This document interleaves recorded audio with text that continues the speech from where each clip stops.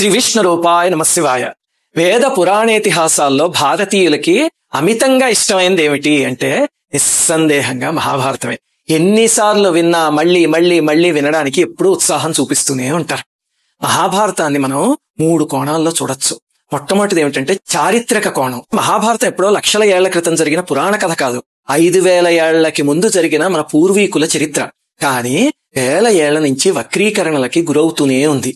అభిమన్యుడు ఎందుకు చనిపోయాడండి అంటే ఏముందండి, వాళ్ళ అమ్మ గర్భంలో ఉన్నప్పుడు అర్జునుడు పద్మవ్యూహంలోకి వెళ్లడం మాత్రమే చెప్పాడు, బయటికి రావడం చెప్పలేదు, అందుకని చనిపోయాడు. ఈ కథ మొత్తం కల్పితం తెలుసా?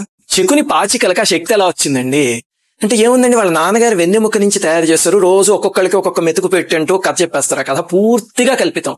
ఇలా చెప్పుకుంటూ పోతే ఎన్నో కల్పితాలు, ఎన్నో పిట్ట కథలు సినిమాల వాళ్ళు, కవులు అందరూ కూడా విపరీతంగా కల్పించేశారు. చివరికి కవిత్రయం భారతంలో కూడా అక్కడక్కడ కొన్ని కల్పితాలు ఉన్నాయి. అసలైన మహాభారతం తెలుసుకోవాలంటే ఎలాగా అంటే వ్యాస మహర్షి ఇచ్చిన మూలం మాత్రమే ప్రామాణికం. అందులో ఉన్నదే సరైన మహాభారతం. అంటే అయ్యో నేను పండితుణ్ణి కాదండి, నాకు సంస్కృతం రాదు, ఎలా తెలుస్తుంది అంటే ఏమీ పర్వాలేదు.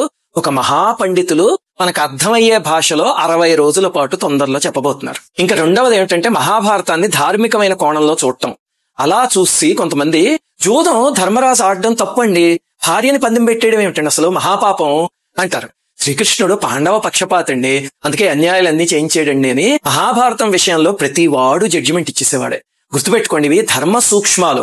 ధర్మం కొన్నిసార్లు స్థూల బుద్ధికి అర్థం కాదు. అది అర్థం కావాలి అంటే, ఆ సూక్ష్మం అర్థం కావాలంటే శాస్త్రం తెలియాలి, అంతరార్థ విశ్లేషణ తెలియాలి, సునిశిత దృష్టితో పరిశీలించి సమన్వయపరుచుకోవడం తెలియాలి. అది నిపుణులకి ప్రాజ్ఞులకి మాత్రమే తెలుస్తుంది. అంటే అయ్యో అది మాకెలా సాధ్యం అండి, మేము అవన్నీ చేయలేమండి అంటే ఏం పర్వాలేదు. ఒక సమన్వయ సరస్వతి తొందరలోనే 60 రోజుల పాటు అవన్నీ చేసి మనకు అందించబోతున్నారు. ఇంకా మహాభారతాన్ని 3వ కోణం అంటే ఉపాసనా కోణంలో చూస్తే అందులో విష్ణు సహస్రనామం, శివ సహస్రనామం, భగవద్గీత, శతరుద్రియం, భీష్మ స్తవరాజం ఇలాంటివి ఎన్నున్నాయో అలాగే శివకేశవ అభేదాన్ని తెలిపే ఎన్నో అద్భుతమైన సంఘటనలు ఉన్నాయి, ఉపాసనా మర్మాలు ఉన్నాయి, చాలా ఉన్నాయి మహాభారతంలో. అంటే అయ్యో మహాభారతం కథే కాకుండా ఇవన్నీ ఉన్నాయండి, మాకెలా తెలుస్తాయి అంటే ఏం పర్వాలేదు. తొందరలో గొప్ప ఉపాసకులు అవన్నీ 60 రోజుల పాటు మనకు అందజేయబోతున్నారు. ఇంతకీ ఆ పండితులు, ఆ సమన్వయ సరస్వతి, ఆ ఉపాసకులు ఎవరండి అంటే ఇంకెవరు, తెలుగు వాళ్ళకి ప్రీతిపాత్రమైన పూజ్యులు బ్రహ్మశ్రీ సామవేదం షణ్ముఖ శర్మ గారు. వారు 27 నవంబర్ నుంచి ప్రారంభించి రాజమహేంద్రవరంలో 60 రోజుల పాటు మహాభారత ప్రవచన మహాయజ్ఞం చేస్తున్నారు. గతంలో వారు 18 రోజుల పాటు మహాభారతం చెప్తేనే శ్రోతలని ఉర్రూతలు ఊగించేసింది. అందుకే ఈసారి 60 రోజుల పాటు చెప్తున్నారు. తెలుగు వాళ్ళ పంట పండినట్టే. ఈ సదవకాశాన్ని అస్సలు పోగొట్టుకోకండి, ప్రతిరోజు పాల్గొనండి.